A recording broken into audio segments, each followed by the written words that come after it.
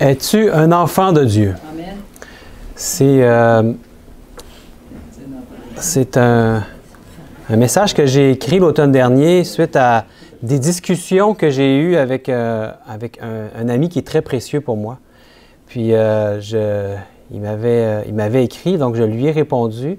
Puis finalement, à la fin, je me suis rendu compte que j'avais écrit une prédication. Fait que je l'ai préparée dans une présentation aujourd'hui. Puis je l'ai appelé « Es-tu un enfant de Dieu? » C'est une question que je vous pose. Êtes-vous des enfants de Dieu? Bien sûr. Amen. Est-ce que vos proches, est-ce qu'ils sont des enfants de Dieu? Bien sûr. On peut se poser la question, qui sont les membres de la famille de Dieu? Avec le texte qu'on vient de lire. Ça, c'est dans la première lettre de Jean, chapitre 3. Il parle d'enfants de Dieu et d'enfants du diable. Qu'est-ce que ça signifie? C'est le texte qu'on vient de voir juste à l'écran où vraiment il parle des deux, l'enfant de Dieu, l'enfant du diable. D'après ce texte, il semble vraiment y avoir des enfants de Dieu puis des enfants du diable. Êtes-vous un enfant de Dieu ou un enfant du diable? Vous savez, lorsque nos premiers parents ont péché, ils étaient, après ce péché, incapables d'entrer en relation avec leur Père céleste. Il y avait des discussions avec lui à tous les jours, ils se parlaient quotidiennement, et là, il était rendu incapable d'entrer en relation avec lui. Et même, les Écritures nous disent qu'il fuyait puis se cachait de lui, n'est-ce pas? Dieu avait dit, le salaire du péché est la mort. Il avait dit, le jour où vous en mangerez, vous mourrez. Puis là, ils ont mangé le fruit, mais pourtant, ils ne sont pas morts cette journée-là comme ils auraient dû, puisqu'au cours de cette même journée, Dieu a prononcé la promesse que Jésus allait venir, allait mourir à leur place. On trouve cette promesse où? Dans la Genèse, hein? C'est dans Genèse 3, verset 15. « Je mettrai inimitié entre toi et la femme, entre ta postérité et sa postérité.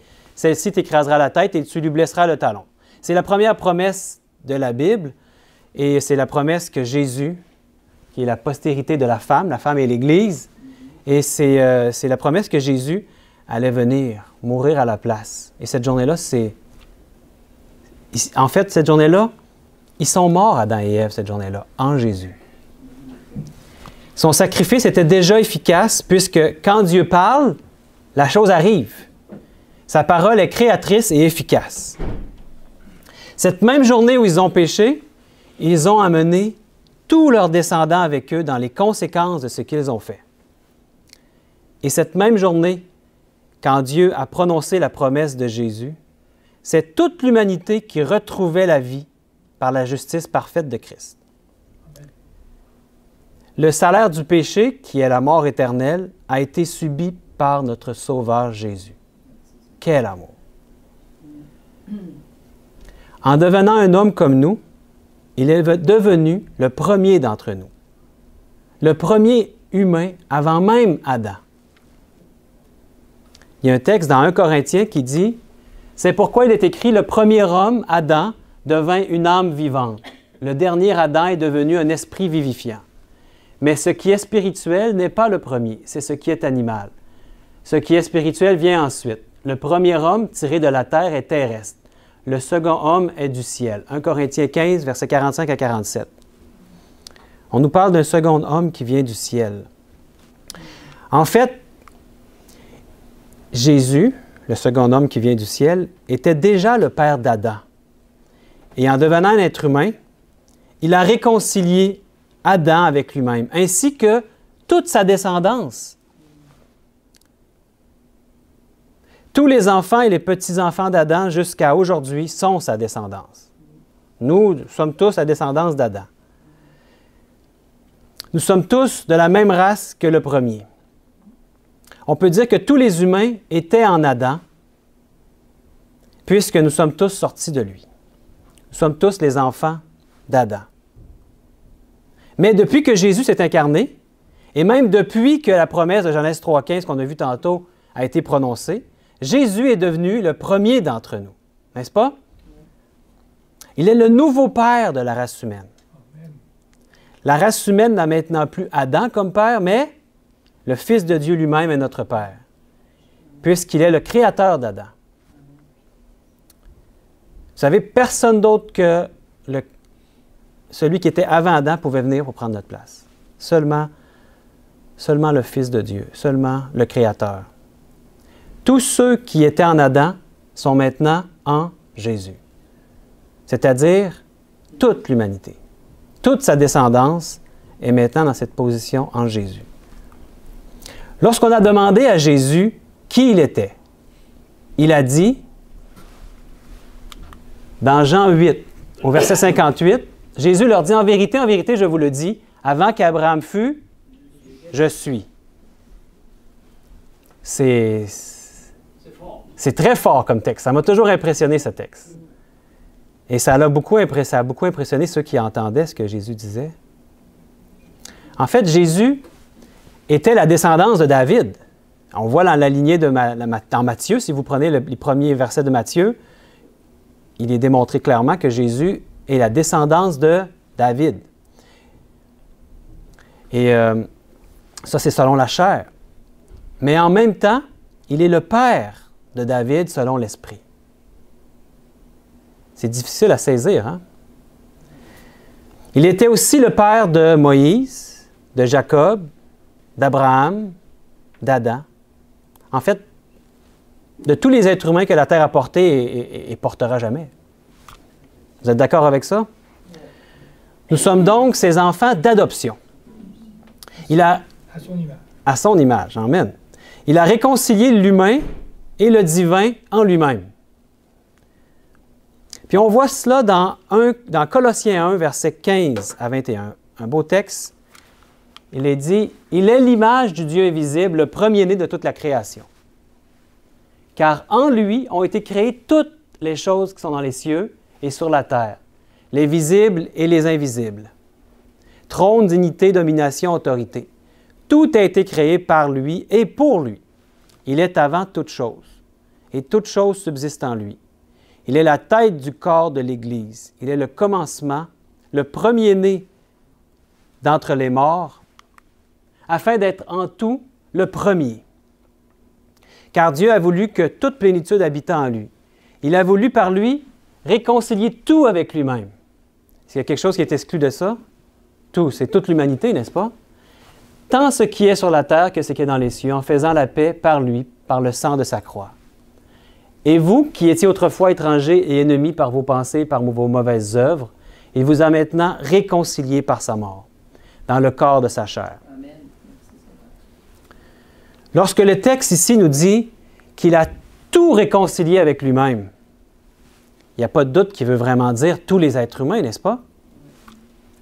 Il n'y a aucun être humain qui est exclu de cette réconciliation. Nous sommes tous les bénéficiaires de son amour, de sa grâce, de son pardon, de sa justice. Il a tout fait pour nous. En fait, il est tout pour nous. Il est devenu Christ, notre justice. Il y a d'ailleurs un beau livre derrière qui s'appelle comme ça, Christ, notre justice.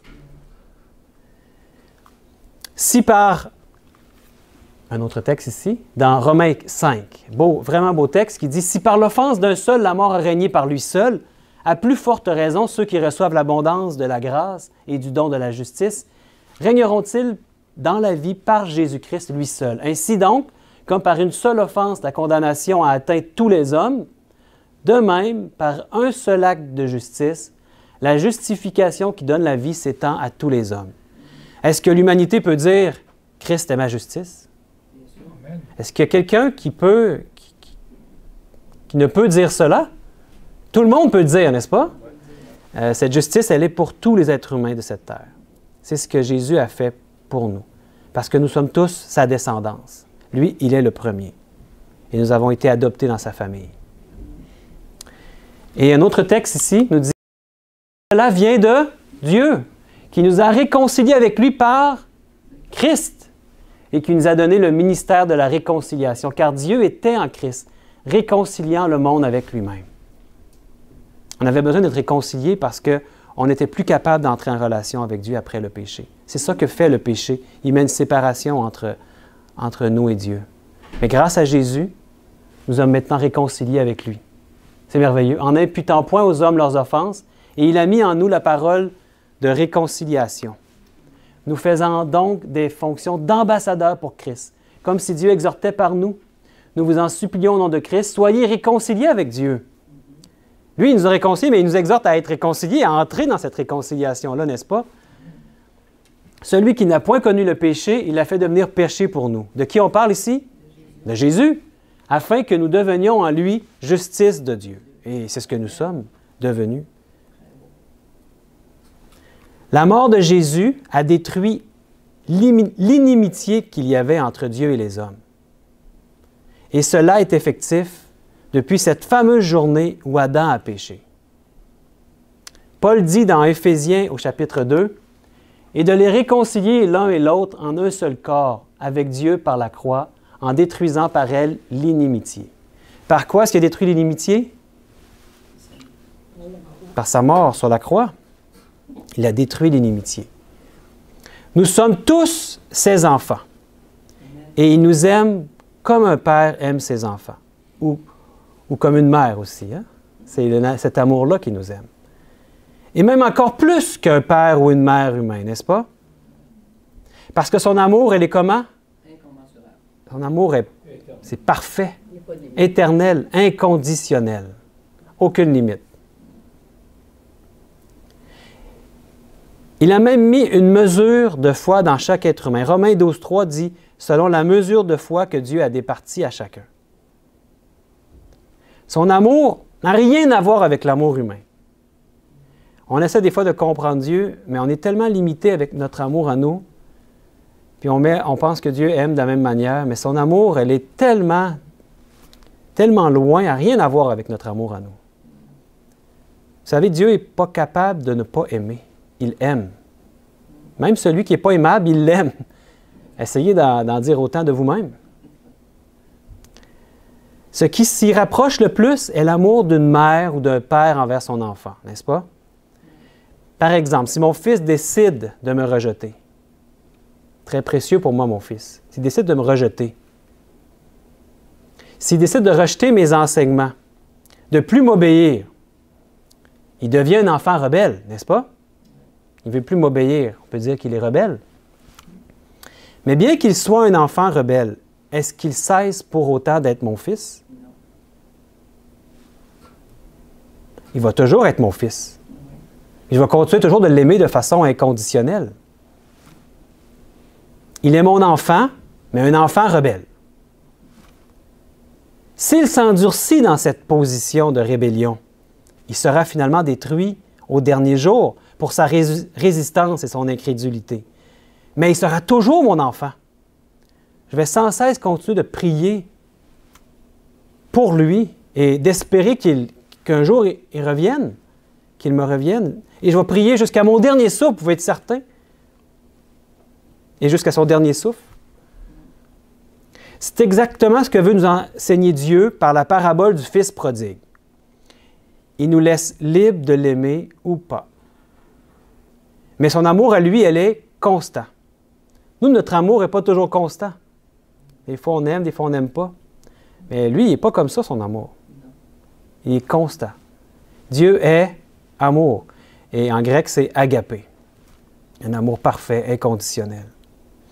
Et il nous aime d'un amour, tantôt on a dit, éternel. C'est un beau texte ici qu'on trouve dans Ésaïe, au chapitre 54. Il est dit, « Quelques instants, je t'avais abandonné, mais avec une grande affection, je t'accueillerai. Dans un instant de colère, je t'avais un moment dérobé ma face, mais avec un amour éternel, j'aurai compassion de toi, dit ton Rédempteur, l'Éternel. » Le Fils prodigue part de la maison avec sa part de l'héritage. Il a demandé sa part de l'héritage, le Père lui a donné. À ce moment-là, il est clairement un enfant rebelle. Il s'en va faire la vie de débauche. Il est un enfant rebelle, n'est-ce pas? On peut dire à ce moment-là qu'il est un enfant du diable. On se rapporte au texte, au premier qu'on a lu tantôt. Et ici, le texte qu'on a lu tantôt, c'est lui. Il nous parlait d'enfant de Dieu et d'enfant du diable. À ce moment-là, il est clairement un enfant du diable. Sommes-nous parfois des enfants rebelles?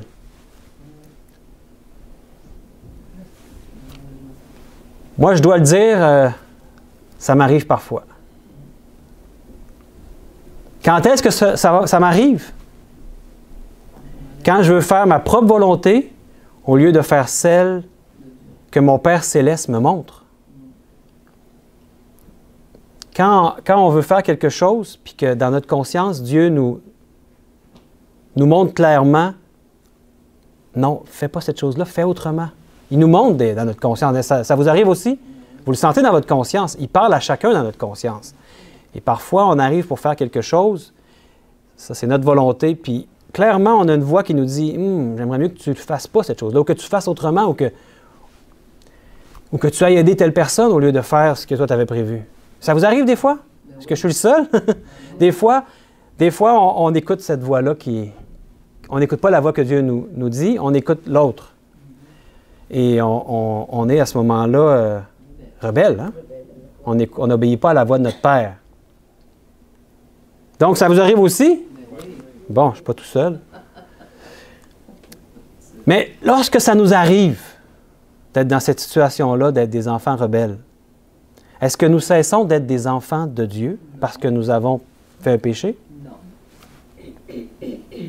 Est-ce que le fait d'être un enfant de Dieu dépend de nos agissements ou de l'adoption que nous avons reçue en Jésus? C'est une question très importante ici. On peut faire complètement un autre évangile si on répond d'un côté ou on répond de l'autre. Il y a deux évangiles qui en ressortent ici. Est-ce que le fait d'être un enfant de Dieu dépend de mes agissements, de vos agissements? Ou est-ce que ça dépend de l'adoption qu'on a reçue en Jésus? Si sur cette terre, un enfant est légalement adopté, prenez un enfant qui est adopté légalement, ça se fait en cours, c'est légal. Bien, il a dorénavant tous les droits d'un enfant envers son père, n'est-ce pas? Il y a des droits que l'enfant a. Donc, légalement, il est devenu comme son fils, n'est-ce pas?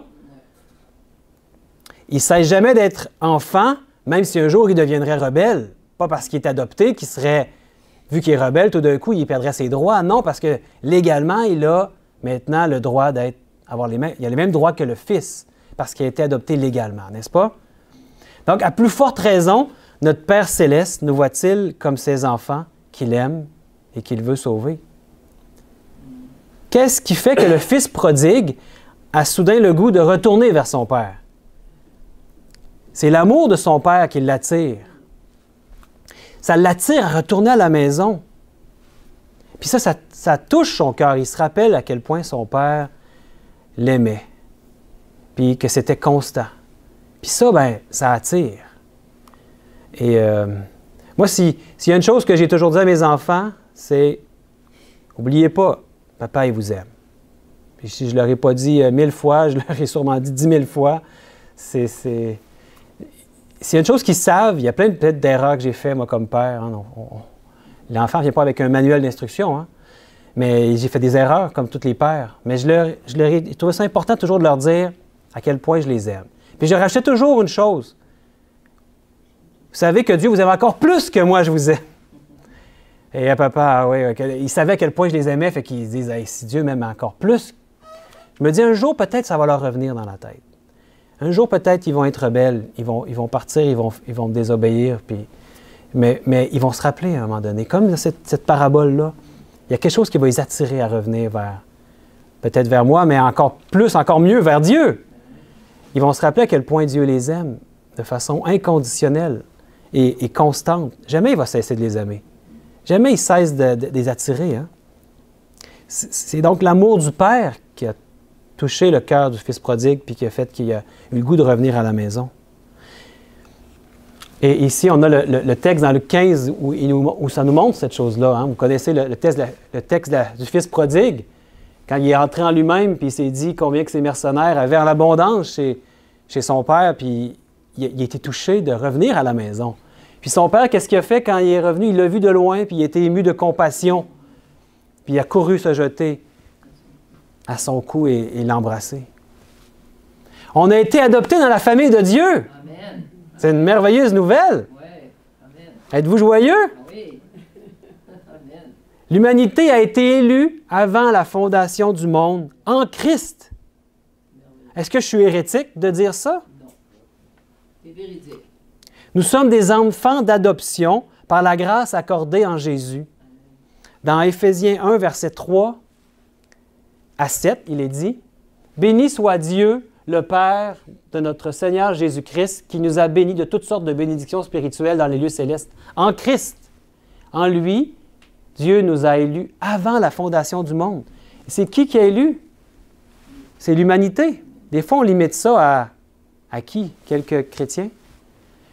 Mais il nous a élus avant la fondation du monde, les humains, pour que nous soyons saints et irrépréhensibles devant lui. C'est ce qu'il veut de tous ses enfants. C'est ce que moi j'attends de mes enfants. C'est ce que Dieu attend aussi de nous tous. Il nous a prédestinés dans son amour à être ses enfants d'adoption par Jésus-Christ, selon le bon plaisir de sa volonté. Ce n'est pas selon notre volonté à nous, c'est lui. À la louange de la gloire de sa grâce qu'il nous a accordée en son bien-aimé. En lui, nous avons la rédemption par son sang, la rémission des péchés, selon la richesse de sa grâce. Je voudrais ça vous poser la question, la grâce. Pour qui est la grâce de Dieu? Pour toute l'humanité. Est-ce que c'est seulement pour quelques-uns qui auraient plus de mérite que les autres? C'est quoi une grâce? Un don qui n'est pas mérité, n'est-ce pas? Pourrions-nous faire quoi que ce soit pour mériter ce don? Absolument pas. Nous ne pouvons que refuser de recevoir ce don et rien d'autre. L'humanité tout entière possède ce don. C'est gratuit. C'est Jésus, c'est Dieu qui a fait ça pour nous, par les richesses de sa grâce. Tout ce qui vit sur cette terre en bénéficie de cette grâce. Notre Père voit chez tous ses enfants ce qu'il désire accomplir en tous ceux qui ne résistent pas devant tant d'amour manifesté en Jésus. Devant cette grâce dont nous parlons ce matin, devant cet amour, devant ce sacrifice que Jésus a fait pour nous, tous ceux qui ne résistent pas devant tant d'amour, ils voient ce qu'il pourrait accomplir dans ceux qui ne résistent pas. Il désire nous rendre saints et irrépréhensibles devant lui pour sa gloire. C'est ce que le texte nous dit ici. Hein? C'est ce qu'il désire faire avec nous pour sa gloire. Ce n'est pas pour notre gloire, mais seulement pour la sienne. En Jésus, il voit ce qu'il peut faire avec chaque être humain. Chaque être humain qui s'humilie devant lui et cesse de résister. Jésus a dit, quand j'aurai été élevé de la terre, j'attirerai juste quelques hommes à moi? Tous les hommes. Tous les hommes à moi. Personne n'est exclu de cette attraction de Dieu. On va voir maintenant une très belle citation tirée du livre Vers Jésus d'Ellen White. J'aime beaucoup cette citation. C'est dans le livre Vers Jésus à la page 26 et 27. Elle dit, « Il faut qu'il soit révélé aux pécheurs comme le Sauveur mort pour les péchés du monde. » C'est ce que nous, on doit révéler aux gens. Car c'est par la contemplation, c'est la contemplation du Fils de Dieu sur la croix du Calvaire qui commence à nous révéler le mystère de la rédemption. La bonté de Dieu qui y éclate nous amène à la repentance. En mourant pour les pécheurs, le Fils de Dieu a manifesté un amour incompréhensible. Or, la contemplation de son amour touche le cœur, frappe l'esprit et brise toute résistance. Le pécheur peut résister à cet amour. Il peut refuser de se laisser attirer par le Sauveur. Mais s'il ne résiste pas, il sera attiré vers lui. La révélation du plan du salut l'amènera repentant au pied de la croix. Et il comprendra que ses péchés ont causé les souffrances du bien-aimé Fils de Dieu. Amen. Donc, c'est une question de résistance. S'il ne résiste pas, il va être attiré à lui. La bonne nouvelle du salut est un fait déjà accompli en Jésus. Quand Jésus eut pris le vinaigre, il dit « Tout est accompli. » Et baissant la tête, il rendit l'esprit. C'est dans Jean 19, verset 30. Cette bonne nouvelle n'est pas une simple provision qui attend l'initiative du pécheur. Ce n'est pas quelque chose qui attend l'initiative du pécheur de faire le premier pas, de l'accepter. Beaucoup ont une mauvaise compréhension de Dieu et le voient comme passif au ciel, en train d'attendre que nous allions vers lui. Vous savez, ma mère voyait Dieu de cette manière avant qu'elle ne lise un petit livre sur l'amour de Dieu. C'est un livre qui parle de l'agapé de Dieu. Je l'ai emmené ici. Vous connaissez ce petit livre? Le mot qui tourne le monde à l'envers. Si jamais il y en a un qui ne l'a jamais lu, j'en ai 2 copies avec moi. Oui, c'est Robert Whelan qui a écrit ça. Qu'est-ce que j'avais fait? Ma mère était venue chez moi pour un court séjour avec sa valise. Puis quand elle est repartie, j'ai été un peu, on dit en québécois, ratoureux. Comment? Ratoureux. Comment on peut dire ça? Oui, espiègle. Rusé. Oui, j'ai pris un petit livre, je l'ai mis dans sa valise, dans le fond de sa valise. Donc, elle a refermé sa valise, elle est retournée chez elle. Puis là, je priais pour elle. J'aime beaucoup ma mère. Hein? Et probablement que vous aimez tous votre mère aussi. Mais ma mère, c'est vraiment elle qui, même si elle était une catholique, moi j'ai grandi dans l'église catholique, puis à chaque dimanche, on allait à l'église. Puis à chaque soir, elle venait dans les chambres de ses enfants, puis avec chacun, elle faisait une prière. Mais pas une prière toute faite, là. Oui, bien sûr, on en faisait des prières toutes faites, mais il y avait toujours un bout que c'était une prière personnelle avec Dieu. Ma mère nous enseignait à parler à Jésus. Puis, donc, c'est très spécial. Moi, je l'ai dit souvent, maman, moi, j'ai le contact avec Dieu aujourd'hui parce que c'est toi qui m'as enseigné ça, qui m'a donné la régularité à chaque jour. Puis même si dans une période de ma vie, j'essayais de mettre Dieu en dehors de ma vie, je me surprenais à le prier. Puis même si à un moment donné, je suis allé en science, puis là, dans la science, il ne faut pas croire en Dieu, hein, ça se peut pas. Puis là, à un moment donné, je me surprenais à prier Dieu quand j'avais une difficulté. Il était toujours là, je le savais qu'il était toujours là pour moi. Puis à un moment donné, je lui ai laissé ce livre-là, puis je priais pour elle. Là, elle est retournée chez elle, elle reste dans le coin de Ottawa, Gatineau. Elle retourne chez elle et le surlendemain, je ne me souviens pas si c'est le soir même ou le surlendemain, elle m'appelle. Qu'est-ce qu'elle va me dire? Hein? Elle dit, Sébastien, j'ai lu le petit livre. Puis elle dit, j'avais jamais vu Dieu de cette manière-là. On lui avait toujours enseigné que Dieu était un Dieu sévère et distant et qu'il fallait en avoir peur. Puis là, elle venait de découvrir ce qu'on a parlé tantôt, l'agapé de Dieu, l'amour inconditionnel de Dieu. Elle n'avait jamais vu Dieu de cette manière-là. Donc, tout prenait un sens nouveau maintenant pour elle. Elle venait de découvrir pour la première fois de sa vie que Dieu l'aime inconditionnellement. Puis, vous savez qu'est-ce qu'elle m'a demandé? Elle dit, Sébastien, j'aimerais ça que tu m'envoies 5 autres copies de ce livre-là, parce que j'ai des amis autour de moi, je voudrais leur en donner.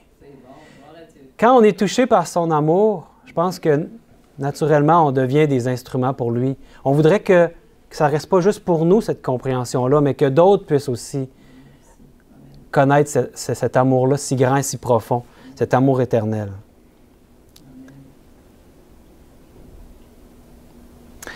Dieu, il est celui qui a pris et qui prend encore aujourd'hui l'initiative de nous ramener à lui. Il est continuellement à la recherche de ses brebis. Nous sommes ses brebis. On est égarés, mais il nous recherche. Ce n'est pas en effet les humains qui cherchent Dieu, mais c'est Dieu qui cherche l'homme. L'apôtre Luc dit au chapitre 19, au verset 10, « Car le Fils de l'homme est venu chercher et sauver ce qui était perdu. » C'est lui qui est venu vers nous. Le bon berger, il a laissé ses 99 brebis derrière lui, en sécurité dans le bercail, et risqua sa propre vie pour partir à la recherche de celle qui était perdue. Et vous savez, celle qui était perdue, il y a plusieurs sens à cette parabole, mais c'est l'humanité. Il a laissé au ciel les autres, monde qu'il avait créé. Je ne sais pas combien il y en a. En tout cas, il a au moins laissé le monde des anges. Puis il est venu sur la terre parce qu'il y avait une brebis qui était perdue, c'était l'humanité. Elle était égarée. Il est venu vers elle. Qu'est-ce qu'il y avait à gagner de tout ça, à part que son amour s'est exprimé? Mais il le fait pour nous. Donc, le salut, notre salut, ne dépend pas de notre recherche de Dieu. Vous savez, il y en a qui font des pèlerinages pour chercher Dieu, pour trouver le salut. Il y en a même qui font Compostelle. Hein? Je ne dis pas que ce n'est pas mauvais de faire ce genre de voyage, mais ils vont en Espagne, c'est ça, Compostelle en Espagne. Hein? Puis là, ben, à la fin, ils espèrent trouver un sens à leur vie, trouver Dieu probablement. Mais Dieu, il est tout près, il est là autour de nous. Il est dans notre cœur. Il se révèle à nous. C'est lui qui nous attire à lui. Puis nous, ben, on se cache. Donc, ça ne dépend pas de notre recherche de Dieu, le salut. Ça dépend de se laisser approcher de lui. Car l'amour agapé de Dieu est un amour actif et non passif. Et dans Romains 10, au verset 20, Paul dit, c'est Ésaïe, et Ésaïe pousse la hardiesse jusqu'à dire, « J'ai été trouvé par ceux qui ne me cherchaient pas, je me suis manifesté à ceux qui ne me demandaient pas. » Il se manifeste à tous les êtres humains de cette terre. Malheureusement, quand on résiste à ces appels de façon persistante, on va dire, de façon continue, constante, à un moment donné, on entend de moins en moins sa voix. Pas parce qu'il ne veut pas nous parler, mais c'est parce que nous, on ne veut pas l'entendre. On est mieux... on résiste. Et à un moment donné, quand la résistance est rendue tellement grande, à un moment donné, on n'entend plus l'Esprit de Dieu qui nous parle. On appelle ça le blasphème contre l'Esprit.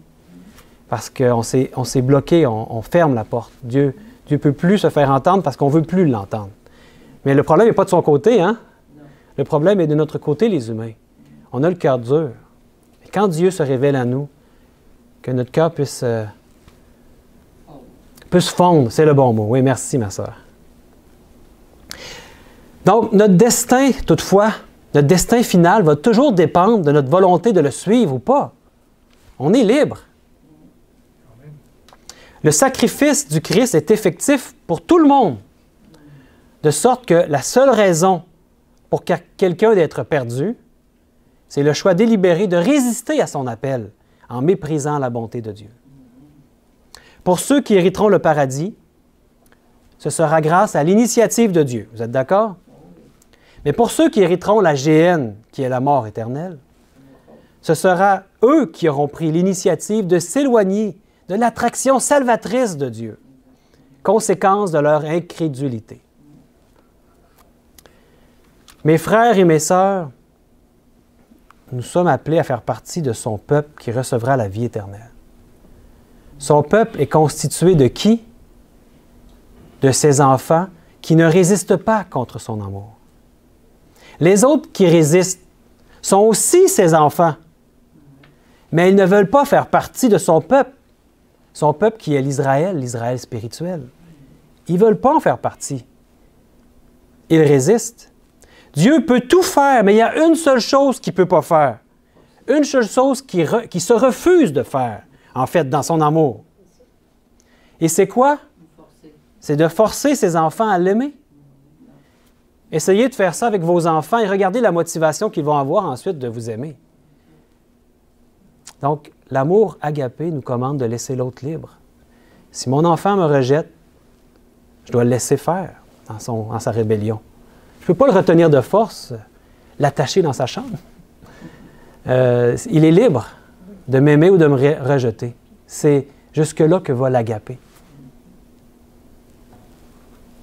Donc Dieu, il se refuse dans son amour de nous forcer. Il ne va jamais le faire. Il va jamais... Mais voyez, dans l'image dans l'Apocalypse, au chapitre 3, c'est l'image d'un Dieu qui est à la porte et qui cogne à la porte de notre cœur.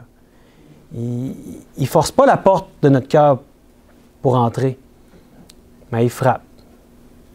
Il attend qu'on arrête de résister. C'est nous qui tient la poignée, on dirait, puis qui résiste pour pas qu'il l'ouvre. Et tant qu'on résiste, il ne peut pas entrer. Mais est-ce qu'on est encore ses enfants, tout de même? On est toujours ses enfants. Il nous aime d'un amour éternel, inconditionnel. Donc maintenant que nous avons pris conscience de qui nous sommes, c'est-à-dire des enfants de Dieu, ne croyez-vous pas que notre mission devrait désormais être d'aider le plus grand nombre de nos frères et de nos sœurs sur cette terre à découvrir eux aussi qui ils sont, des enfants de Dieu? Ce serait vraiment merveilleux de pouvoir être des instruments, des collaborateurs avec Dieu pour que d'autres puissent découvrir qui ils sont, enfants de Dieu. Vous savez que le nom Israël ne vient pas des hommes, mais de Dieu. Ça vient de Dieu lui-même. Il a été donné à Jacob après qu'il ait lutté avec Dieu pendant la nuit. Pendant une nuit, vous vous souvenez? Oui. On voit ça dans Genèse 32, un court texte ici. Il dit encore, « Ton nom ne sera plus Jacob, mais tu seras appelé Israël, car tu as lutté avec Dieu, avec des hommes, et tu as été vainqueur. » Donc, Israël, c'est pas quelque chose qui... C'est quelque chose qui est spirituel. Beaucoup de chrétiens aujourd'hui essaient de trouver les descendances du peuple d'Israël, de quelle tribu ils sont. Mais Dieu est à un autre niveau ici. Il nous parle que ce nom-là, c'est au niveau spirituel qu'il faut le voir. Ce n'est pas une question de lignée ou de descendance humaine. C'est une question que c'est Dieu lui-même qui a donné ce nom-là. Donc, est-ce qu'on est la lignée de Dieu? On apprend qu'on est appelé à tous l'être. Et c'est seulement notre résistance qui fait qu'on n'est pas le peuple d'Israël.